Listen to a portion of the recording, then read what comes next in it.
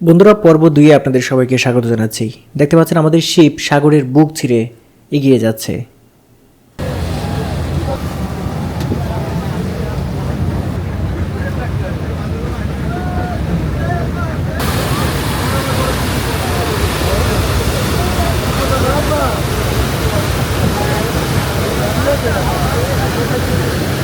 High বন্ধুরা, এখন দেখতে পাচ্ছেন আমি কিন্তু শিপের উপরে চলে এসেছি, একদম উপরে ছাদে।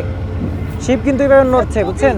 এখন দেখুন চতুর্দিকের দৃশ্যটা একবার দেখুন। সেন্ট মার্টিন যাচ্ছি, প্রায় 4 ঘন্টার পথ। 10:30টায় রওনা করেছিলাম, এখন প্রায় 2টা বাজে, এখনও কিন্তু পৌঁছাতে পারিনি।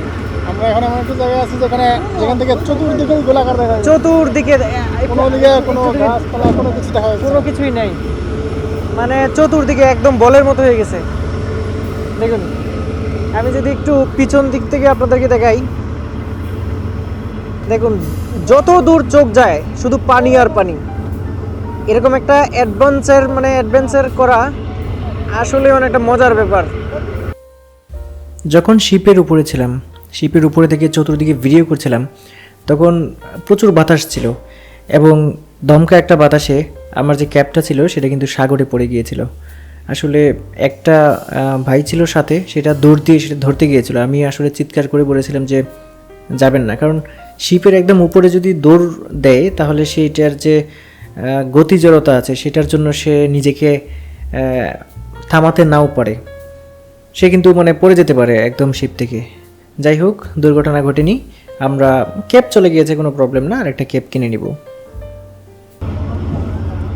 বন্ধুরা, আমি যে শিপটা করে যাচ্ছি সেই শিপটার ছাদে আমি এখন অবস্থান করছি। অনেকক্ষণ হয়ে গেছে, 10:30টার সময় রওনা করেছিলাম, এখন 2টা বাজে, এখনও কিন্তু আমরা সেন্ট মার্টিন পৌঁছাতে পারি নাই।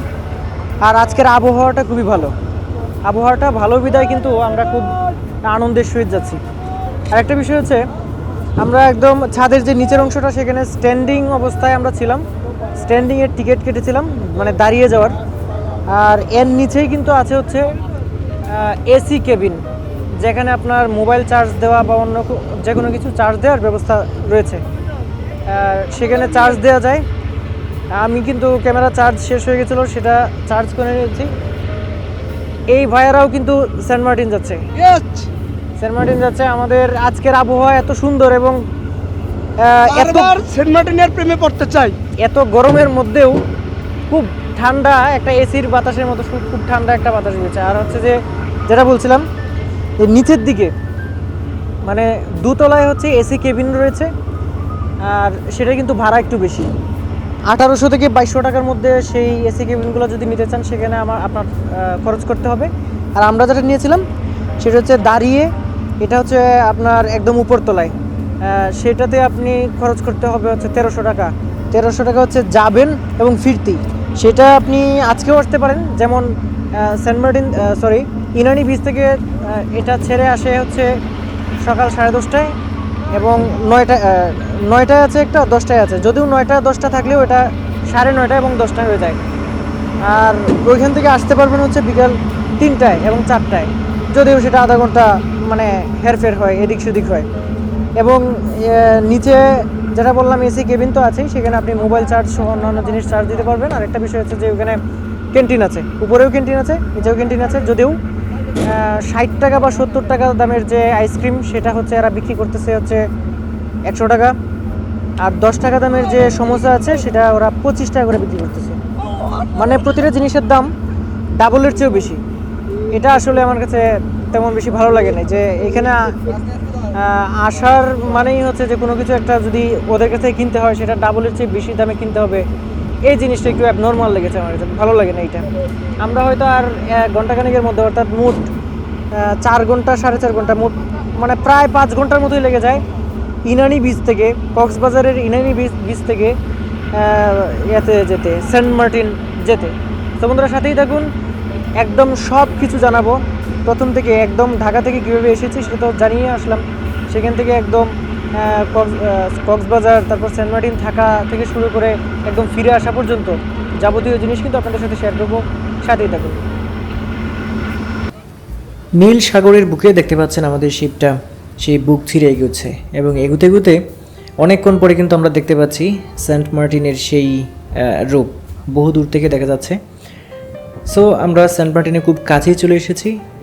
এই যে দেখতে পাচ্ছেন সেন্ট মার্টিন, এটা ছোট্ট একটা দ্বীপ, মাত্র 8 কিলোমিটার এর আয়তন, এবং আমরা সেন্ট মার্টিনের জেটি ঘাটের একদম পাশেই চলে এসেছি এবং অবশেষে আমরা নেমে গেলাম শিপ থেকে। দেখতে পাচ্ছেন এই জেটি ঘাটের যে রাস্তা আছে, এই রাস্তা থেকে আস্তে আস্তে এগিয়ে আমরা কিন্তু সেন্ট মার্টিনের মূল যে ভূখণ্ড আছে সেখানে আমরা নেমে যাব। সো বন্ধুরা, এটা হচ্ছে একদম জেটি ঘাটের সামনের একটা বাজার, অনেকগুলো দোকান আছে এখানে। আমরা এটা দেখে নিলাম, তারপর আমরা হোটেলে চলে আসলাম। এই হোটেলটা হচ্ছে আমরা গিয়ে তারপর ঠিক করেছি, আগে থেকে ঠিক করা ছিল না। এইখানে এই হোটেলটা আমাদের যে রুমটা নিয়েছি সেটা হচ্ছে 1500 টাকা নিয়েছে। এখানে হচ্ছে জেনারেটরের মাধ্যমে বিদ্যুৎ ব্যবস্থা আছে, রাতে হচ্ছে সারাক্ষণই বিদ্যুৎ থাকে, কিন্তু দিনে 1 ঘন্টা পর পর বিরতি দিয়ে দিয়ে বিদ্যুৎ হচ্ছে তারা সরবরাহ করে। সো আপনারা যদি হোটেলের বিষয়টা যদি আপনাদেরকে বলতে চাই, তাহলে হোটেলে আপনারা দেখে শুনে নিতে পারেন। বিভিন্ন জায়গায় যেমন বিচের পাশেও আছে, সেগুলো একটু দাম বেশি। যেগুলো উত্তর পাশে এবং পশ্চিম পাশে সেগুলোর দামও একটু বেশি। সেগুলো একদম বিচের পাড়ে, সেগুলোর ভাড়া একটু বেশি। দেখতে পাচ্ছেন যে আমি ঘুরিয়ে ঘুরিয়ে আপনাদেরকে একটু হোটেল রুমটা দেখিয়ে নিচ্ছি, বাথরুমটা সহ দেখিয়ে নিচ্ছি। এরকম ছিল, এটা 1500 টাকা। আমরা 2 বেডের একটা ছিল, এটাতে আমরা 4 জন ছিলাম। সো এখান থেকে আমরা করে আমরা কিছু খেয়ে নিলাম। এখানে খাওয়ার বেলাটায় যেটা হলো, যে কোনো খাবার আপনি যদি ভাত খেতে চান, ভাত খেতে গেলেই হচ্ছে আপনার প্রায় 2 থেকে 250, মোট 200-250 টাকা আপনার খরচ হয়ে যাবে। এই হচ্ছে মূল কথা, মানে খাবারের দামটা অনেক বেশি, যেহেতু একটা দ্বীপ, সেখানে অনেক কিছু আনা নেওয়াতেও অনেক বেশি খরচ হয়। সেক্ষেত্রে খাবারের ক্ষেত্রে কিন্তু আপনি কম দামে খাওয়ার বিষয়টা কিন্তু একদম মাথা থেকে ঝেড়ে ফেলতে হবে। কম দামে আপনি আসলে খেতে পারবেন না। আর হোটেল ভাড়া এবং থাকার বিষয়টা সম্পর্কে আমি আরও বলছি আপনাদেরকে। হোটেল ভাড়ার বিষয়টা হচ্ছে যে একদম বিচের পাড়ে যেগুলো আছে, যেগুলো থেকে বসে বা যেগুলার একতলা অথবা 2 তলায় বসে আপনি একদম বিচ দেখতে পারবেন। হাওয়া, মানে বিচ থেকে, সাগর থেকে মানে শা করে হাওয়া আসতে থাকে, বাতাস আসতে থাকে। ওইসব এলাকাতে, ওইসব যে বিচের পাড়ে এগুলো, উত্তর পশ্চিম তারপর দক্ষিণ পাশে এগুলো, এই পাশের এগুলো একদম বিচের পাড়েরগুলোতে একটু ভাড়া বেশি। যেমন আপনার কাপল রুম যদি নিতে চান, তাহলে আপনার 3-4 হাজার, 4,500 টাকা লাগবে, 5,000 টাকাও লাগতে পারে। এরকম বিভিন্ন হচ্ছে অবকাঠামো ভেদে আর কি। যেগুলোতে টাইলস করা আছে একদম উন্নত মানের, সেগুলো আপনি 5,500-6,000 টাকাও লাগতে পারে। যদি একটু ভিতরে যান, জাস্ট 5 মিনিট, যে কোনো বিচের পাড় থেকে 5 মিনিট ভিতরে গেলে কিন্তু আপনি অনেক সস্তায় হোটেল পাবেন। যেমন আমরা কিন্তু 2 বেডের একটা রুম পেয়েছিলাম, ডাবল বেডের, মাত্র 700 টাকায়। ওইটাতে কিন্তু আপনার ছিল না, বিদ্যুতের অর্থাৎ জেনারেটরের ব্যবস্থা ছিল না, সেই জন্য আমরা সেটাতে থাকিনি। অর্থাৎ দেখেন, জেনারেটরের ব্যবস্থা নাই, সৌরবিদ্যুৎ আছে, শুধু লাইট জ্বলবে। এইরকম রুম যদি আমরা নিতাম, তাহলে আমরা 4 জন থাকতে পারতাম হচ্ছে এক রাতে মাত্র 700 টাকায়। কিন্তু আমরা জেনারেটর আছে, বিদ্যুৎ ব্যবস্থা আছে, ফ্যান আছে, এরকম একটা রুম, যেটা একটু আগে আপনাদেরকে দেখালাম, সেইখানে যেহেতু আমরা রয়েছি, সেটা আমরা ঠিক করেছি। ওইটা মার্টিন হাউস, আপনার লেখাটা দেখতেই পেয়েছেন একটু আগে, যেটা দেখালাম আমি। সেখানে কিন্তু আমার খরচ হয়েছে 1500 টাকা। 4 জন থেকেছি, 2টা ডাবল বেড ছিল একটা রুমে, এবং এটা কিন্তু বিচের পাড় থেকে জাস্ট এরকমই, একদম বিচের পাড় থেকে জাস্ট 5 মিনিট লাগবে এখানে পৌঁছাতে। এরকম হচ্ছে বিষয়। এর পাশেই আর একটা ভালো রিসোর্ট ছিল, সেখানে আমরা থাকতে চেয়েছিলাম, কিন্তু ওইখানে যেটা হয়েছে, ওইখানে এসিও ছিল। ওই এসিও চালাতো হচ্ছে ওদের যে বিদ্যুৎ ব্যবস্থা আছে, সরাসরি বিদ্যুৎ ব্যবস্থা নেই, জেনারেটরের মাধ্যমে ওরা চালাতো। ওইটাতে গিয়েছিলাম, কিন্তু ওইটাতে ডাবল বেড নেই, শুধু কাপল রুম আছে, এই জন্য ওইখানে আমরা থাকতে পারিনি, ওইখানে আমরা যাইনি পরে। আরেকটা বিষয় হচ্ছে, কক্সবাজারের কোনো বিদ্যুৎ ব্যবস্থা কিন্তু নেই, ওইখানে কোনো পাওয়ার হাউস নেই। ওইখানে বিদ্যুৎ সরবরাহের একমাত্র উৎস হচ্ছে একটা সৌর বিদ্যুৎ প্রকল্প আছে, অনেক বড়। এটা 3 নম্বর পর্বে আপনারা, অথবা 4 নম্বর পর্বে আমি দেখাবো আপনাদেরকে। যখন ছেড়াদ্বীপ আমরা গিয়েছিলাম, ওই সময় কিন্তু এই প্রকল্পটা দেখেছিলাম। এবং যেটা হয়েছে, এখানে বিদ্যুতের চাহিদা ওই সৌরবিদ্যুৎ প্রকল্পটা থেকেই সবাইকে সরবরাহ করা হয়। আর বড় বড় যে রিসোর্টগুলো আছে সবগুলোতে কিন্তু নিজস্ব জেনারেটর ব্যবস্থা, তেলের মাধ্যমে ওই জেনারেটরের ব্যবস্থার মাধ্যমে কিন্তু ওরা বিদ্যুতের চাহিদা পূরণ করে থাকে। আর অধিকাংশই সৌরবিদ্যুতের দ্বারা তারা হচ্ছে বাতি চালায় এবং তাদের যে ছোটোখাটো চাহিদাগুলো আছে বিদ্যুতের সেগুলো পূরণ করে। এখানে কিন্তু কোনো সরাসরি বিদ্যুতের কোনো ব্যবস্থাই নেই।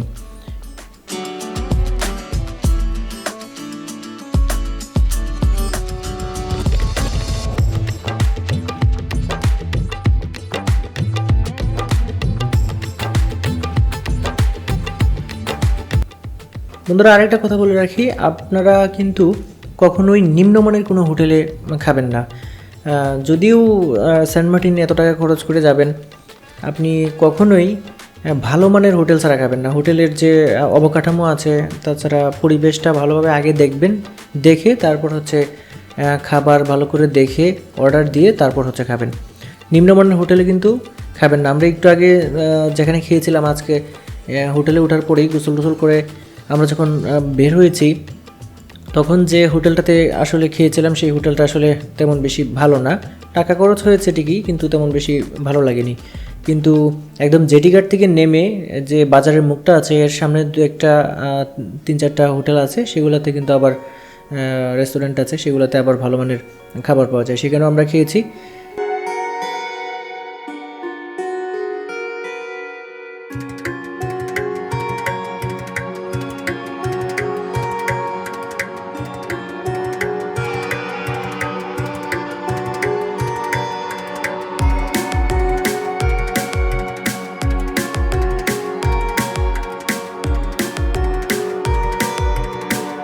বন্ধুরা, হোটেল রুমে এসে আমরা গোসল টোসল করে প্রায় 3:30 বেজে গিয়েছিল। আমরা বিচে চলে আসলাম। বিচে চলে এসে অনেকক্ষণ সময় কাটালাম এবং সবাই আলোচনা করে ডিসিশন নিলাম যে নারিকেল জিঞ্জিরা অর্থাৎ উত্তরাংশ, এখানে সেন্ট মার্টিনের যে উত্তর পাশটা আছে, এই উত্তর পাশটা দিয়ে আমরা বের হয়েছিলাম এবং এই মুহূর্তে দেখতে পাচ্ছেন যে আমি এখানে দাঁড়িয়ে আছি। আমি আসলে জুতাগুলো ভিজাতে চাইনি, কিন্তু হুট করে একটা ঢেউ এসে মানে ভিজিয়ে দিয়েছে। তারপর যেহেতু ভিজে গেছে, তারপর আর কি করব, ভিজিয়ে নিলাম। তারপর ডিসিশন নিলাম যে এইখান থেকে আমরা হেঁটে হেঁটে একদম ওই পাশ দিয়ে, মানে এটা আমরা সেন্ট মার্টিনের একদম চতুর্দিকে ঘুরবো এবং সবগুলো দেখব। সেই ডিসিশনের আলোকে আমরা এইখান থেকে আমরা যাত্রা শুরু করলাম এবং সেন্ট মার্টিনের চতুর্দিকে ঘোরার একটা সিদ্ধান্ত নিলাম। এইখান থেকে হেঁটে হেঁটে যাচ্ছি, দেখতেই পাচ্ছেন প্রবল পাথর এবং পাথরের যে স্তূপগুলো, তারপর প্রচুর মানুষ। আর এখানে হচ্ছে যে সূর্যের তাপ আছে, কিন্তু সাগরের এত শীতল বাতাস, এত সুন্দর মনোরম বাতাস, যে বাতাসে আপনি কখনোই রৌদ্রের তাপ আসলে অনুভব করতে পারবেন না। আমি পরবর্তীতে যখন আমি বাসায় ফিরলাম, ঢাকায় ফিরলাম, তখন দেখলাম যে আমার মুখ, তারপরে হাত, মানে যে জায়গাটাতে আমার ছিল না, কাপড় ছিল না, সেই জায়গাগুলো একদম পুড়ে গেছে, একদম কালো হয়ে গেছে, পুড়ে গেছে একদম। সূর্যের তাপে যেভাবে পুড়ে, সেটা বোঝাই যাচ্ছিল।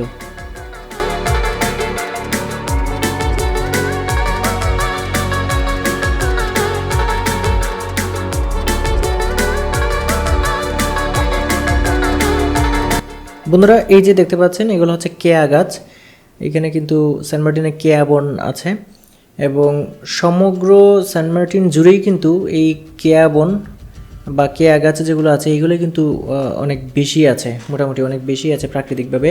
আর নারিকেল গাছগুলো তো আসলে ক্রমান্বয়ে প্রথমে মানুষ কর্তৃকই লাগানো হয়েছিল, ক্রমান্বয়ে সেগুলো বেড়েছে এবং তারপর নতুন করেও কিন্তু অনেকে লাগিয়েছে।